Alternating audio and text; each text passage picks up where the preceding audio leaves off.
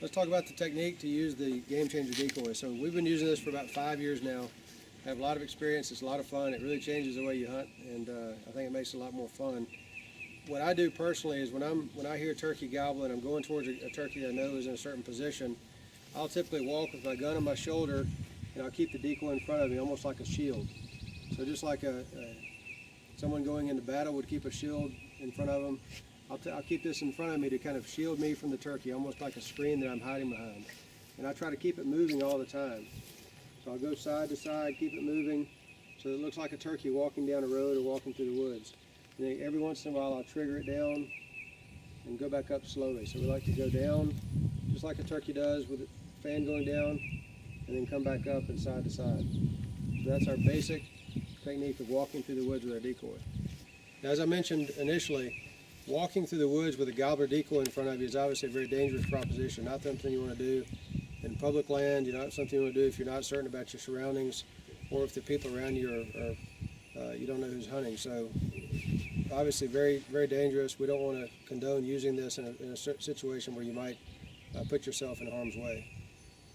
Now, the next part of the technique is what I do once I know the turkey's close. So if I know the turkey's just in front of me and I'm going to try to slip up on him, or I know that he's gobbled down in a little draw and I'm going to try to get to him, I typically go right to the turkey and try to establish visualization until he sees me. The way I do that is I'll take my gun off my shoulder, I'm holding it in my left arm across my body, and I'll basically squat down and just kind of hide behind the decoy as I'm walking towards the turkey. So that the decoy is in front of me and I'm behind the decoy. Now once I see the turkey and I have visualization, I actually get behind the decoy and use it as a shield. So I get down on one knee, use the decoy as a shield, I'll go side to side, I'm still fanning up and down, and I'm looking underneath the decoy, I'm watching the turkey to see how he responds. So at this point I'm using my Gamechanger decoy as a shield, I'm hiding behind it, I'm watching the turkey underneath the fan, I'm fanning up and down with the fan real slowly, side to side motion, just like a gobbler would be walking through a field or walking through a road. Once the turkey starts coming to me, sometimes they'll run right at you, and it can be a very quick move. You have to be available to attach the base to the decoy. So I'm going to take it off, I'm going to attach it and slide it down onto the decoy base. At this point, I can still use my right hand to fan the decoy up and down. I can turn it side to side. Still looks like a live turkey, but it's mounted to my gun, so it's on my decoy, on the base of my shotgun.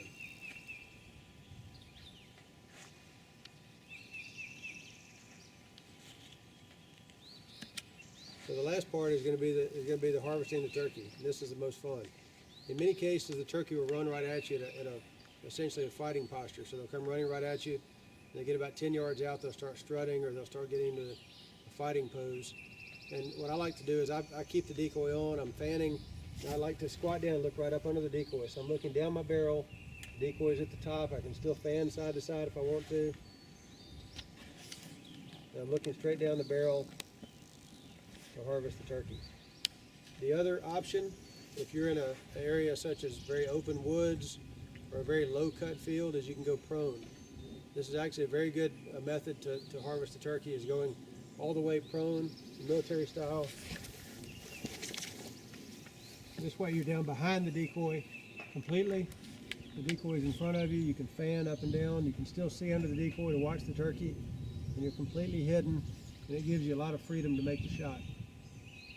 Another important point as far as using the Gamechanger decoy is transportation in and out of the woods. Now obviously you don't want to walk through the woods with a turkey in front of you the whole time, especially when you don't know your surroundings.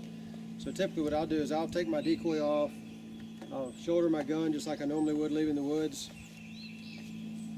I'll actually take the fan off, hold the fan up, put it in my pocket, and I like to keep the decoy with the head, which is the most visible part, up against my body. That way I can walk out of the woods, nobody sees a turkey. It's no more unsafe or no more dangerous than if I was walking out without a decoy. The last thing I want to talk about is just general hunting safety. Growing up as a hunter, we know that we can be in situations sometimes that you don't feel comfortable, you're not sure about your surroundings. It's certainly better just to put the decoy down, to walk out of the woods, and to not hunt if there's any uncertainty, because this can be a very dangerous sport in general with turkey hunting. Also, it's important to note that each state has its own game laws.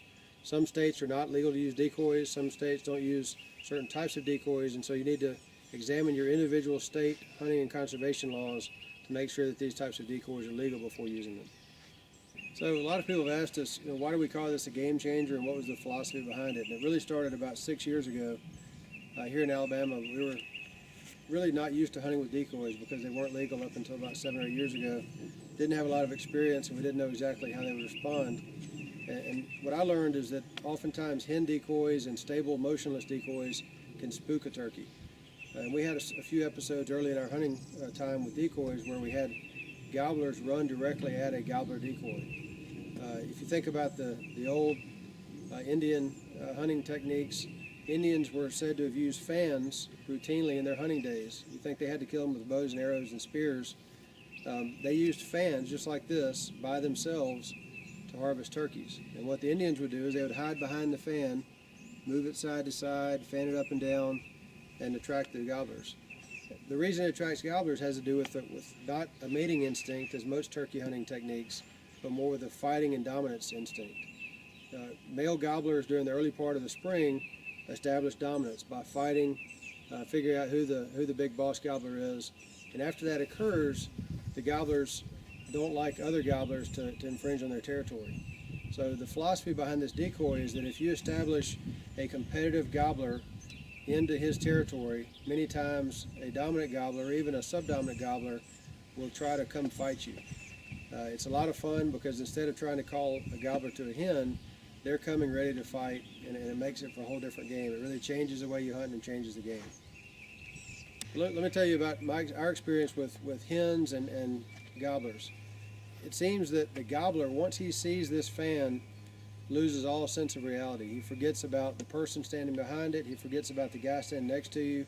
He forgets about your camouflage, and he comes to this fan. So we've had several situations with incomplete camouflage, bad setups, open fields, and the turkey will still come to you. Hens are a little bit different. Hens see this as a gobbler fan. They don't see it as an aggressive position or aggressive posture. So hens, if they see the person behind the fan, if you're walking sideways and a hen is off to your 90-degree angle seeing you, the hen will still get spooked. They rarely fly or take off, but oftentimes they'll just kind of feed the other way because they know something's not quite right. So when I've got a gobbler with a bunch of hens, the best technique is to try to slip in slowly and try to make it where the gobbler sees you when he's turned towards you before the hens see you. It can be difficult, but it can definitely be done, and a lot of turkeys have gone down with this game changer decoy.